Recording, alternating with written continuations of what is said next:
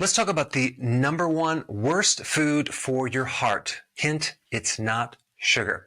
I did a video on this before, but the problem is the food that I talked about before, it's not really in the average person's diet nearly as much as it used to be, and that was trans fats. Trans fats are really bad for us, but they ban that. So if we take away trans fats, what do you think would be the food that would be at the top of the list as far as destroying that inside of that artery? So let's see if you can guess and get it right, okay? Number one, it's a primary driver of heart disease. It creates potent and massive inflammation inside your arteries. And also, this food is directly correlated as far as the consumption and introduction into our food supply and the exact statistics of getting heart disease. I mean, they're on the same trend going up. Another thing that this food does very specifically to the inside of your arteries is it creates what's called oxidative LDL. Now, let me just explain what that means. Now, maybe you've heard that LDL is the bad cholesterol, but really the LDL is not bad until it gets modified. It changes. This particular ingredient that I'm going to tell you about in a minute goes into that LDL and it modifies it and it makes it so it can penetrate inside the artery wall and start the cascade of damage. And it's this repetitive chronic consumption of this thing that keeps this irritation or inflammation going. And then you have a cascade of problems like incomplete healing with proteins and cholesterol till the point where you're developing this plaque and that can break off, etc. But it really starts with this oxidative LDL. This food also increases the risk of getting a metabolic syndrome. What is that? That's a combination of several things. Low HDL, high triglycerides, high blood glucose, belly fat, and also high fasting insulin and insulin resistance. Now, I will say there's certain studies that will show that consuming this food lowers the cholesterol. Okay, so you might think, oh, that's a good thing. But at the same time, it increases the risk of developing heart disease as well as increasing the risk of dying from heart disease. I'm going to put all that data down below. Now, it also causes lipid peroxidation. Now, what does that mean? Well, think about oxidation as something going rancid, something like rusting something and damaging it out. But also, this substance goes into the membranes of your cells, okay? Not just the arteries, but other tissues too. In the retina, it can go into the brain cells. It can create a lot of problems. One of the secondary compounds that's created, I'm not going to get into the long name, but it's called HNE, which is a very, very toxic thing, and that can create neurodegeneration, cancer, heart disease, like we already mentioned, and inflammation. Now, if we compare 2010 to 2013, there's been an increase of this by 135x. So that's a major increase in our bodies. This particular food is made with similar machines that they make petroleum products from. It's like an industrial product, and it's in our food chain big time. They heat it at least 5 times. They run it through this very toxic solvent called hexane to extract it and isolate it. So there's chemicals added, there's bleach added, there's other things to take the odor out. So basically it's void of anything living at all. It's also been known to increase clotting. It creates major oxidative stress, which basically is a combination between high oxidation, that rancidity, that rusting out, and low antioxidants. And by the way, this oxidative LDL, there's really 2 main ways to lower it. One is to decrease this food, which I'm just about to tell you right now.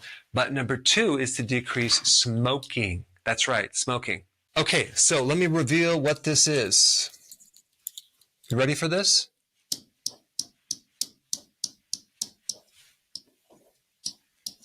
Seed oil. Seed oil. Now, you may have heard of vegetable oils, right? Like this right here. I don't know if you can see this. Vegetable oils. They have pictures of vegetables right here, right?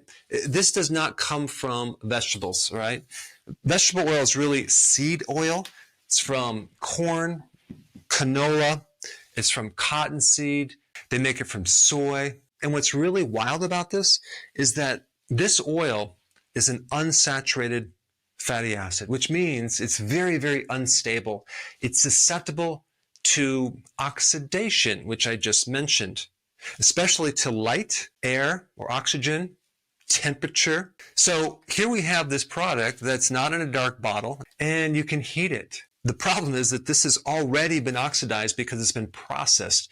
So it's a highly inflammatory food, and we use this in a lot of foods, okay? Not just in cooking, but in salad dressings, in our favorite products like this, in literally all of the ultra-processed foods. It's unfortunate now because if you're cooking at home and you've been watching any of my videos, you probably are using like either butter or coconut oil, avocado oil, or olive oil, right? But when you go to a restaurant, they're going to use cheap oils to cook with. Now, I also looked at some research that said that this polyunsaturated fatty acid, which is high in omega-6, is not bad for us, right? And I found a few studies that talked about that, and I want to kind of just dissect them because the first study I want to talk about, it's called the Finnish Mental Hospital Study. And this basically supported this theory that this unsaturated oil is heart healthy, right? But there's several flaws. In this study, they actually removed the trans fats. And so that leads to the question, was it because you removed the trans fats or you added this? We don't know. Also, it wasn't randomized. You had people that smoked, people that didn't. You had people on medications, people with high blood pressure. So there's just too many flaws in that study. So I just want to take a little break and tell you, thank you so much for subscribing. I really appreciate all of my subscribers and even those that don't subscribe. But the problem is, even though you might subscribe to my channel, only 1% of all of my subscribers get notified.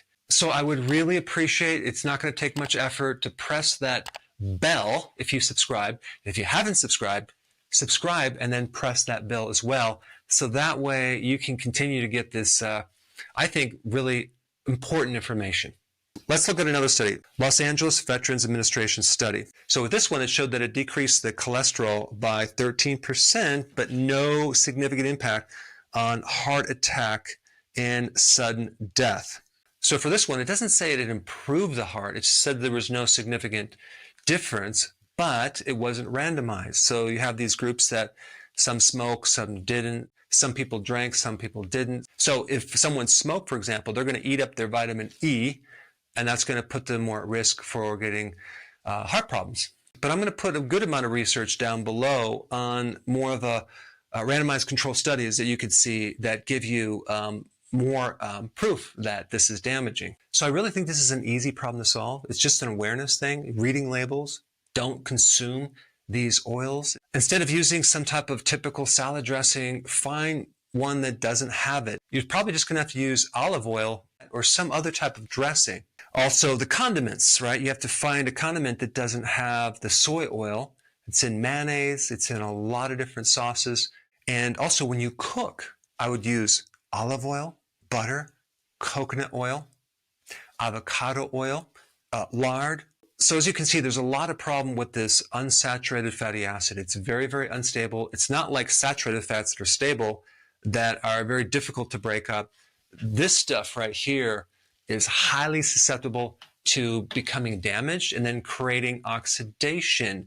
And so in the family of unsaturated fatty acids, you have two different main categories. You have the omega-6 fatty acids, and then you have the omega-3 fatty acids. So this would be mainly omega-6, right? And we want like a 1-to-1 ratio. But the problem is when you get into canola oil and some of these other highly processed seed oils, that's like a 311-to-1 ratio, right? Very heavy on the omega-6. But in America, the ratio of omega-6 to omega-3 is roughly anywhere between 10-to-1 to 20-to-1, very heavy on the omega-6. And even in certain parts of the world, it can get up to like 50-to-1. So you have this massive amount of omega-6 that's kind of evading our cell membranes, creating all sorts of inflammation, not just in our arteries, but also going into the retina of the eye. So if someone tells you that this oil is not a problem for our bodies, it's fresh, no, it's not. It's badly processed. And this introduction into our bodies is directly correlated with heart disease. So here's the problem. Omega-6 and omega-3 are competitive, which means that you're going to have to get this omega-6 seed oils out of the diet and replace it with omega-3, which is from the fish oils, the cod liver oil. You're going to get more of it when you have grass-fed meat, but we want to start increasing this omega-3 to counter the effects of the omega-6. Now, I don't want to get into the history of this, but wow, we just did a whole switch and we replaced saturated fats with seed oils, thinking that was a smart move. It was not a smart move. Now people are waking up. It's insidious and it crept into a lot of our different foods, and no wonder we're having so many problems. I think one of the mistakes early on was because it lowered cholesterol, we assumed it was good for the heart, and so it was promoted widely before any human studies were done in the beginning. It's in baby food, it's in infant formula. I mean, they just put it in everything. Now, in the first video that I did on trans fats, even though it's not a main problem in our diet, they still stick it in from various ways and they sneak it in there. I think it'd be very smart to watch that video. I will put that up right here. Check it out.